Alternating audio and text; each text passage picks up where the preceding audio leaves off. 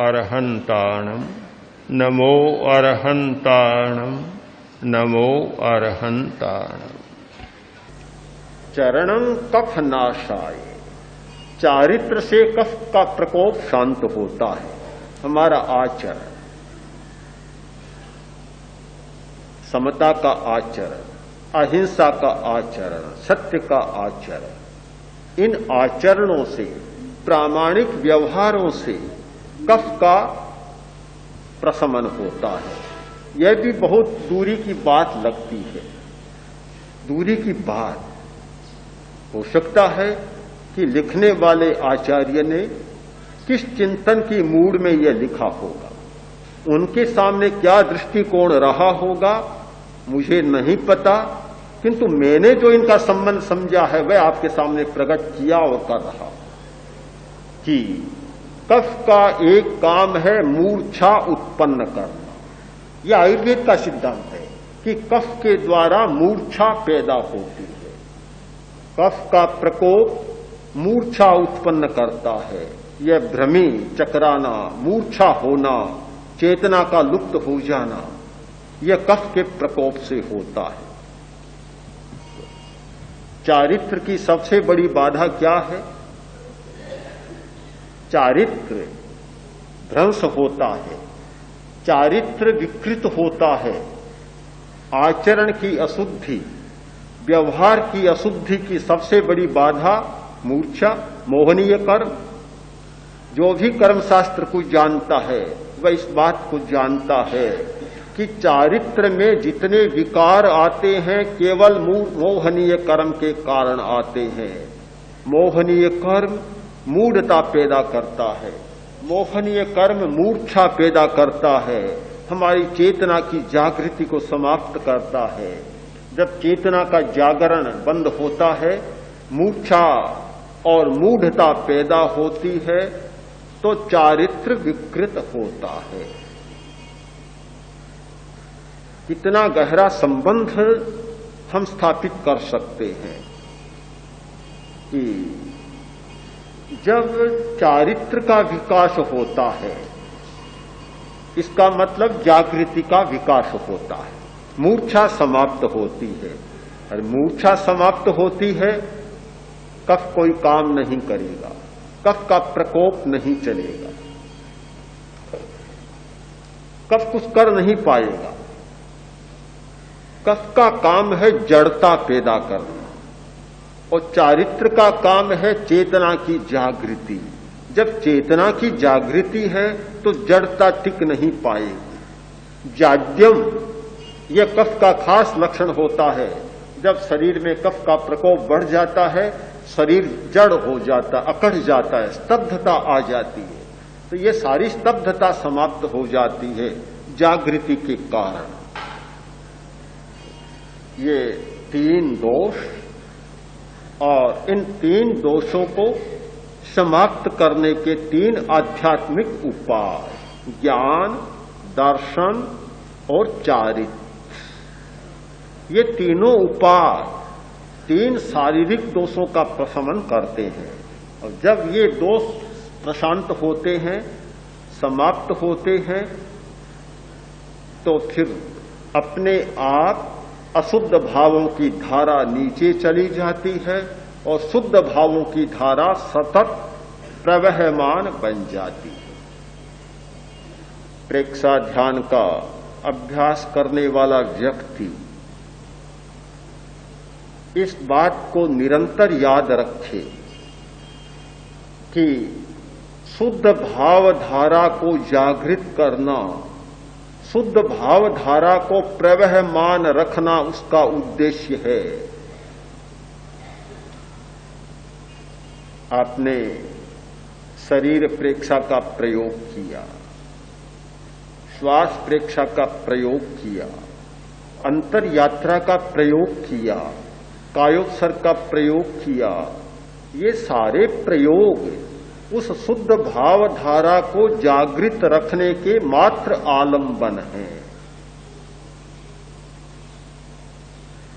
आज ही एक भाई ने पूछा, क्या यह श्वास प्रेक्षा, शरीर प्रेक्षा आदि और अंत तक यही है या और कुछ भी है? मैंने कहा न आदि है न अंत है, कुछ भी नहीं है, कुछ भी नहीं है, आदि भी नहीं है, अंत भी नहीं है। तो फिर क्यों कराया जा रहा है सब कुछ? सारे दिन यही तो पट्टी पढ़ाई जा रही है, यही तो गुट्टी पिलाई जा रही है कि श्वास को देखो, शरीर को देखो, प्रकंपनों को देखो, कुछ भी नहीं है, न आदि न अंत। तो फिर क्यों इतना प्रयत्न किया जा रहा है? आदि और अंत है वर्तमान क्षण में जीना। आदि भी ध्यान का यही है, वर्तमान क्षण में जीना, और ध्यान का अंतिम विकास भी है वर्तमान क्षण में जीना। वर्तमान क्षण में जीने का अर्थ होता है राग द्वेष मुक्त क्षण में जीना। जो व्यक्ति केवल वर्तमान क्षण का अनुभव करता है, घटित होने वाली घटना का अनुभव करता है, वह केवल अनुभव करता है, केवल जानता और देखता है, केवल ज्ञाता और दृष्टा होता है, न राग होता न द्वेष होता, कुछ भी नहीं होता। यह राग द्वेष न होना, राग द्वेष मुक्त क्षण जीना, यही ध्यान का आदि बिंदु है, यही ध्यान का अंतिम बिंदु, और कुछ नहीं है बस। और सारी घटनाएं इसके अंतराल में घटित होने वाली घटनाएं हैं।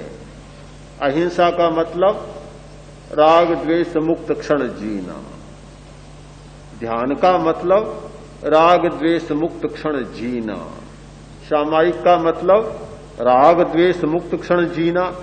वास्तव में अहिंसा, सामायिक, ध्यान, इनमें कोई अंतर ही नहीं है, एक ही बात है, एक ही है।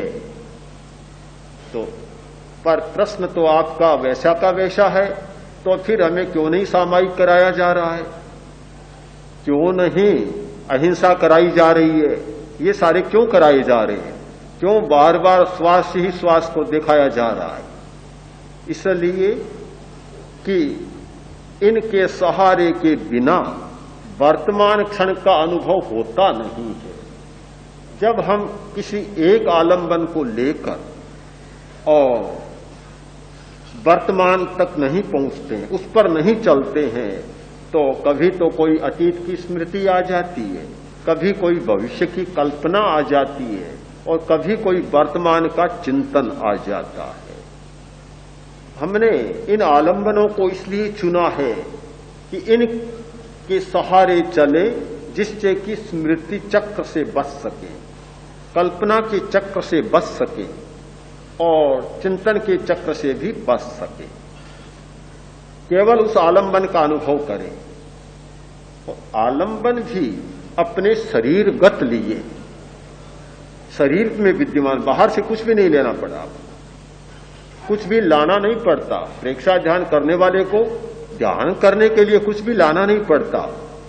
एक भाई ने पूछा कि ध्यान में पहली बार शिविर में जा रहा हूं, क्या क्या सामग्री चाहिए? मैंने कहा तुम्हारा शरीर चाहिए और कुछ नहीं चाहिए, केवल शरीर चाहिए तुम्हारा, और कुछ भी जरूरत नहीं है। क्योंकि श्वास तुम्हारे साथ है, शरीर में होने वाले प्रकंपन तुम्हारे साथ हैं, तुम्हारे चैतन्य केंद्र तुम्हारे साथ हैं, और जो लेस्या ध्यान का प्रयोग करना तो तुम्हारे रंग तुम्हारे साथ हैं। बाहर से कुछ भी लाना नहीं पड़ता, न बाजार जाने की जरूरत। अब ये जो कपड़े लाने पड़ते हैं, ये तो ध्यान के लिए नहीं, ये तो आपके शरीर के लिए है। रोटी लानी पड़ती है, वह भी कोई ध्यान के लिए नहीं। ध्यान के लिए कुछ भी लाना नहीं पड़ता। सारे आलंबन हमारे भीतर विद्यमान है, और इन आलंबनों को लेने का एक बहुत बड़ा महत्व है। वह यह है कि बाहरी आलंबनों से जितना हमारा आंतरिक या रासायनिक परिवर्तन नहीं होता, उतना परिवर्तन इन भीतरी आलंबनों से हो जाता है। शायद किसी बाहरी आलंबन पर ध्यान करने वाला मन की चंचलता को कम करने में कम सफल होता है। कोई कोई हो जाता होगा, पर कम लोग सफल होते हैं। किंतु जिस व्यक्ति ने अपने श्वास को निरंतर अनुभव करने का अभ्यास किया है, उसे पता ही नहीं होता कि चंचलता क्या होती, बिल्कुल विजय पा लेता है। 1 वर्ष तक कोई व्यक्ति अभ्यास करके देखे कि जब भी दिन में खाली हुआ और ध्यान श्वास पर टिका दी, श्वास को देखना शुरू कर दिया, चाहे वह चलता है, फिरता है, बैठता है, ऐसा करना शुरू किया, फिर तो वह सूर्य वाला उत्तर होगा। सूरज ने कहा था मुझे पता ही नहीं अंधकार क्या होता है, फिर उसको पता ही नहीं होता कि चंचलता क्या होती है।